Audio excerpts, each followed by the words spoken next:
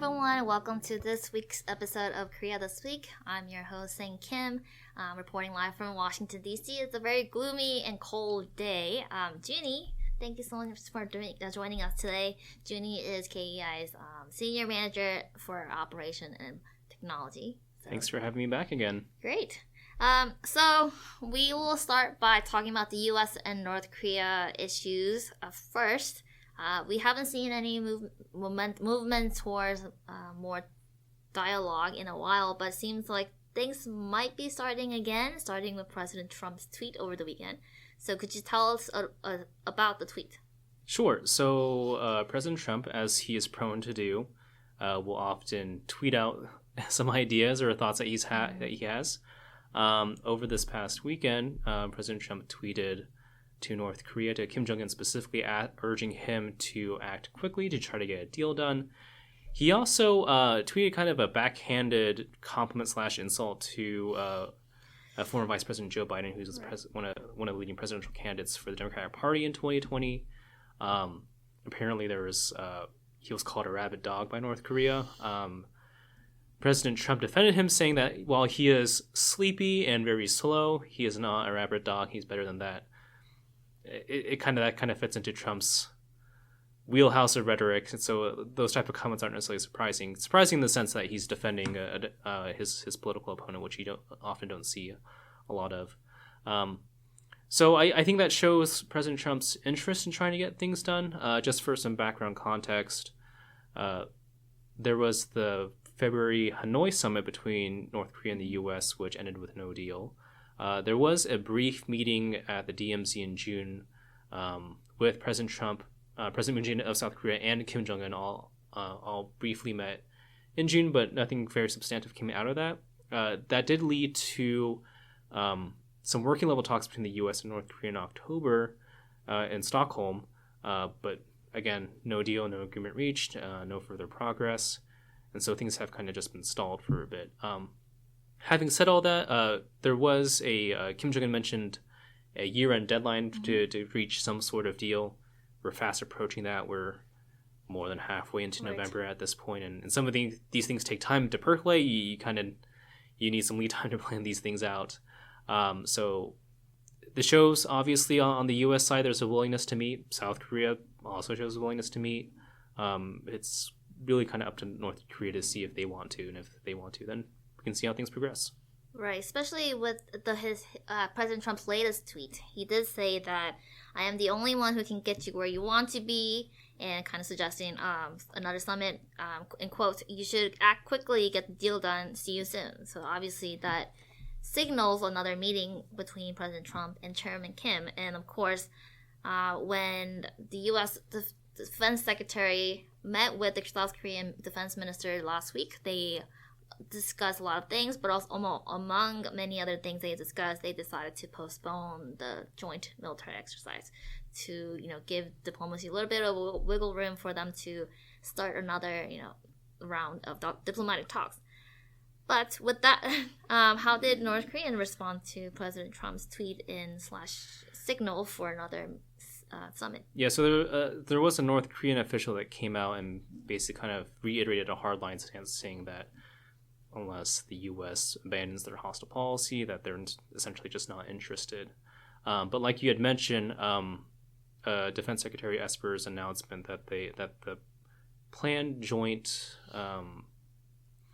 a joint military drill, that it was a gesture of good faith in terms of trying to get the negotiation restarted. Beyond what's been stated by North Korea, we'll see how much that actually plays in terms of getting the process started again. But at the very least, I think that shows the Trump administration's willingness to really try to get something going, that they do want to have some sort of engagement process. This is not news to anybody, but having President Moon Jae-in and President Trump, both of which are willing to engage, is kind of a unique circumstance. You don't see that among both the sitting South Korean and U.S. president. But the way that North Korea has reacted to it over the past year or so, it's hard to tell exactly. Like, I'm sure for anyone that's trying to figure out the exact intents of Kim Jong-un and the North Korean regime, It's difficult to parse exactly what they're looking for, but there's unique opportunities and challenges that come with the U.S. and South Korea's openness to engagement. We'll see what happens next. Right. There was a report this morning that the first Vice Minister of Foreign Affairs from North Korea, Juni, is actually traveling in Russia this week. Some people speculate that she is maybe discussing the U.S. North Korea negotiations with the Russians ahead of another meeting with Americans. So we're gonna have to really see if that goes anywhere. Like you said, the end of the year is approaching very quickly. So we'll have to see if anything else moves forward before the end of the year. So we'll keep an eye on that, U.S.-Korea relations. Next, I do want to talk about what we discussed last week. So last week we talked about multiple senior U.S. officials traveling to South Korea and also having meetings different places to talk about South Korea and Japan, especially with Juni that's expiring this week. So were there any changes / update from all the different levels of meeting last week? Yeah, so the defense ministers of South Korea and Japan were able to meet over this weekend, but they basically reiterated their government stances that there's, at this point, unless there's a late-breaking development in terms of talks and negotiations or the government stance, Juni is probably set to expire by the end of this week, much to the chagrin of the United States, who has really been trying to push for it to not expire. So in light of trying to get the trilateral alliance between Japan, South Korea, and the United States, kind of as a stronghold against what the U.S. sees as, if something were to expire, as only to the advantage of China and Russia in the region. But yeah, the defense ministers reiterated their government stances.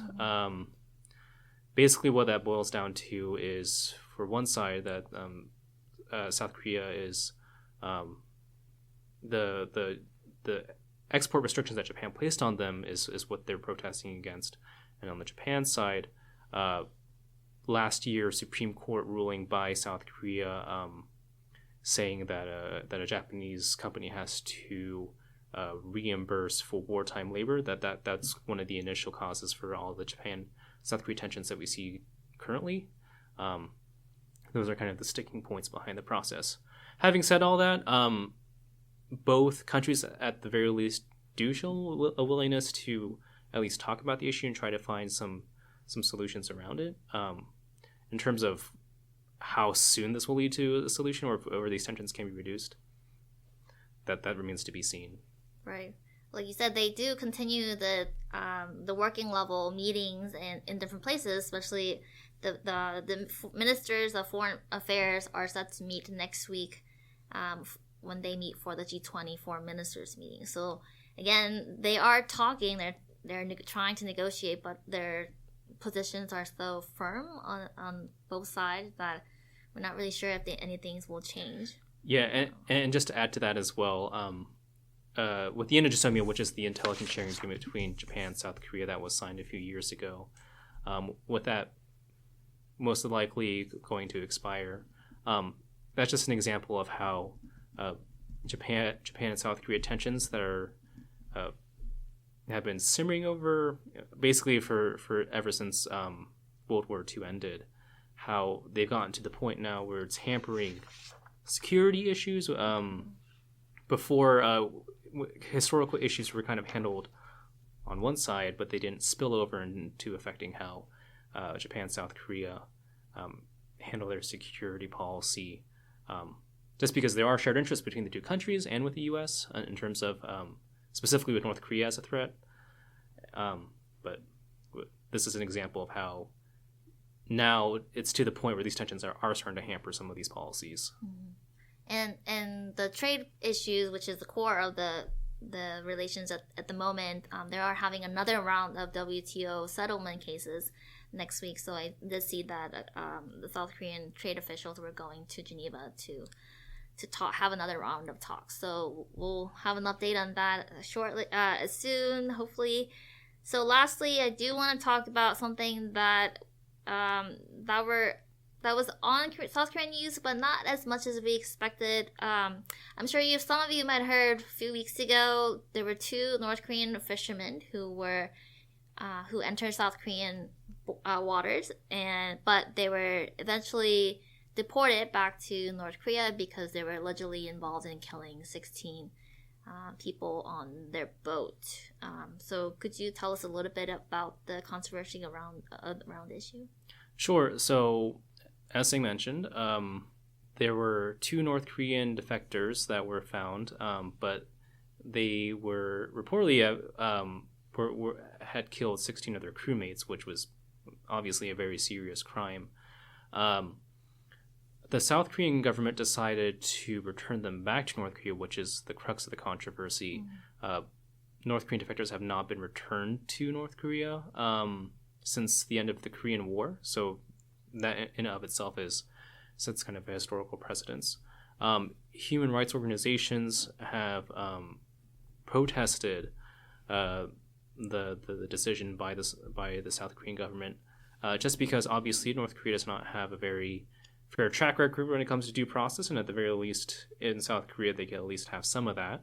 The South Korean government's response to that is that these 2 individuals do not have the same protections as other North Korean refugees would have, just because of the crimes that were reportedly committed.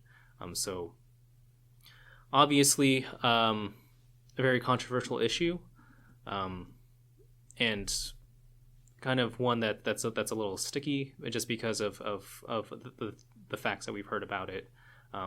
But yeah, it's controversial to say the least. Right, and in addition to that, we also saw a report that the UN Special Rapporteur on Human Rights on North Korea will be visiting South Korea soon to kind of discuss and protest against South Korean government's decision. So I'm sure this is something that's been brought up multiple times, the North Korean human rights issues, and especially the way the South Korean government handles it. So I think that's something, as we move forward with engagement with North Korea, that something will be continuously pop up, and also it'll be really difficult for South Korean government to handle what is the proper way of handling the issue. Yeah. So with that, that's all we have for this week. Thank you so much for watching, and thank you, Juni, for joining us. Of course. And we'll see you next week on Monday at 3 p.m.